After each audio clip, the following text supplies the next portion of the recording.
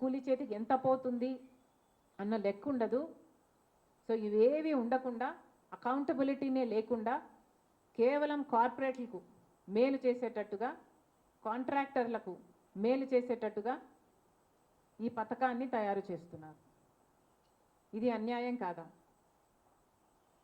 VB gram వల్ల ఈ కొత్త చట్ట ప్రకారం చాలా నష్టాలు జరుగుతాయి. ముఖ్యంగా అన్ఎంప్లాయ్మెంట్ పెరుగుతుంది. రూరల్ ప్లేసెస్లో, గ్రామాలలో ఇక ఉపాధి హామీ పనులు తగ్గిపోవడం వల్ల, ఎందుకంటే రాష్ట్రం 40% పెట్టుకోవాలి కాబట్టి రాష్ట్రం అంతా ఎంకరేజ్ చేయదు. ఈవెన్చువలీ గ్రామ పనులు కూడా జరగవు కాబట్టి కాంట్రాక్టర్ల కింద వీళ్ళు పని చేయాల్సి వస్తుంది నోటిఫైడ్ పద్ధతిలో విబి గ్రామ్ ప్రకారం. కాబట్టి ఈవెన్చువలీ ఉపాధి హామీ అన్నది తగ్గడం కాదు, చచ్చేపోతుంది. దాంతో అన్ఎంప్లాయ్మెంట్ పెరుగుతుంది. అన్ఎంప్లాయ్మెంట్ పెరిగితే పని లేక వలసలు వెళ్ళాల్సిన అవసరం ఉంటుంది. అంటే డిస్ట్రెస్ మైగ్రేషన్, రూరల్ డిస్ట్రెస్ మైగ్రేషన్ని చూడాల్సి వస్తుంది. ఇప్పటికే మన బిడ్డలకు ఉద్యోగాలు లేక కుటుంబాలు అల్లాడిపోతున్నాయి. ఇక గ్రామాలలో కూడా పని దొరకడం కష్టమైపోతుంది. అంటే కనీసం తిండికి కూడా నోచుకోని స్థితికి గ్రామస్తులు వస్తారు, కూలీలు వస్తారు. ఇది దీని పరిణామం అవుతుంది. నాయకులు ఆలోచించుకోవాల్సిన అవసరం ఉంది. లేబర్ ఎక్స్‌ప్లాయిటేషన్ కూడా జరుగుతుంది. ఇప్పటి వరకు లాగా సోషల్ ఆడిట్ ఉండదు. ఇంత కూలీ ఇవ్వాలి కదా అని కూలీ అడగడానికి ఉండదు. ఆ లేబరు, ఆ కాంట్రాక్టరు ఎంత ఇస్తే అంత కూలీ తీసుకోవాల్సిన పరిస్థితి వస్తుంది. 60 రోజులు పనే ఉండదంట. ఇవన్నీ వీటి దృష్ట్యా లేబర్ని ఎక్స్‌ప్లాయిటేషన్ చేయడం జరుగుతుంది.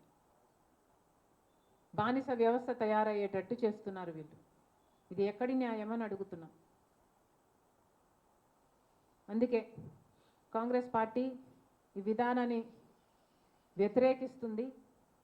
కాంగ్రెస్ పార్టీ మళ్ళీ హెచ్చరిస్తుంది మోడీ గారిని, చంద్రబాబు గారిని, ఈ బిల్లుకు మద్దతు ఇచ్చిన చంద్రబాబు గారిని కూడా కాంగ్రెస్ పార్టీ హెచ్చరిస్తుంది. ఇది చాలా ప్రమాదకరమైన బిల్లు. విబి గ్రామ్ అన్నది చాలా ప్రమాదకరమైన బిల్లు.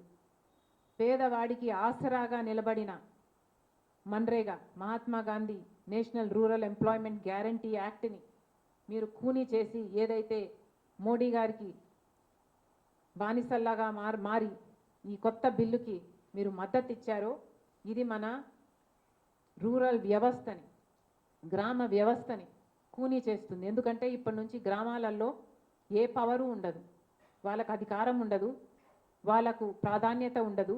ఆ గ్రామాలలో ఏదైనా ఒక పని చేసుకోవాలంటే, ఒక బావి, ఒక రోడ్డు వేసుకోవాలంటే వాళ్ళకు ఇప్పుడు మార్గమే ఉండదు. మీరు గ్రామాలను ఖూనీ చేస్తున్నారు, గ్రామస్తులను, కూలీలను ఖూనీ చేస్తున్నారు. ఇది భావ్యం కాదు, మళ్ళీ ఆలోచించుకోవాలి. కాంగ్రెస్ పార్టీ ఈ కొత్త బిల్లుని పూర్తిగా వ్యతిరేకిస్తుంది. చంద్రబాబు గారు మద్దతు ఇవ్వడానికి కూడా పూర్తిగా ఖండిస్తుంది. కాంగ్రెస్ పార్టీ డిమాండ్ చేస్తుంది మన్రేగా స్కీమ్ని, మన్రేగాని యాక్ట్ని, Mahatma Gandhi national rural employment guarantee యాక్ట్ని మళ్ళీ తిరిగి తీసుకురావాల్సిన అవసరం ఉంది. యాక్టులో ఏదైనా లోపాలు ఉంటే దాన్ని సరిచేసుకోవచ్చు, కానీ పూర్తిగా యాక్ట్ను మార్చి విబి గ్రామ్ చేయడాన్ని కాంగ్రెస్ పార్టీ ఖండిస్తుంది, దీన్ని వ్యతిరేకిస్తుంది, దీన్ని మార్చుకోవాలని డిమాండ్ చేస్తుంది. మళ్ళీ Congress party guaranteed work, guaranteed wage, guaranteed అకౌంటబిలిటీని డిమాండ్ చేస్తుంది.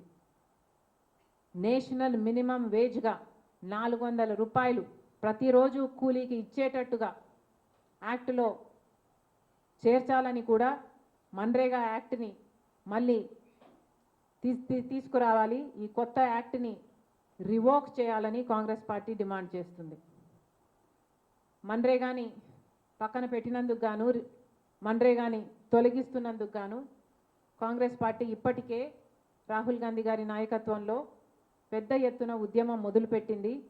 ఆ ఉద్యమాన్ని కొనసాగిస్తూ ఆంధ్ర రాష్ట్రంలో కూడా మేము ఒక యాత్రని తలంచాం.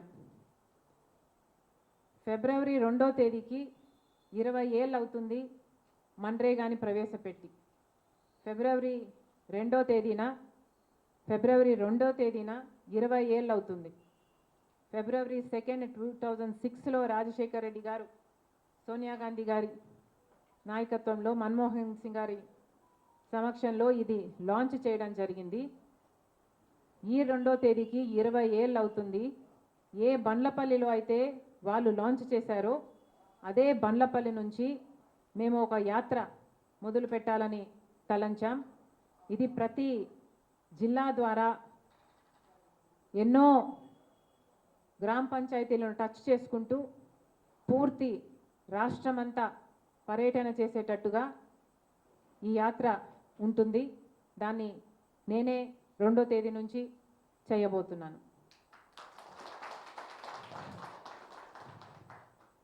మరొకసారి కేంద్ర ప్రభుత్వానికి, రాష్ట్ర ప్రభుత్వానికి హెచ్చరిస్తున్నాం, డిమాండ్ చేస్తున్నాం, మన్రేగాను తిరిగి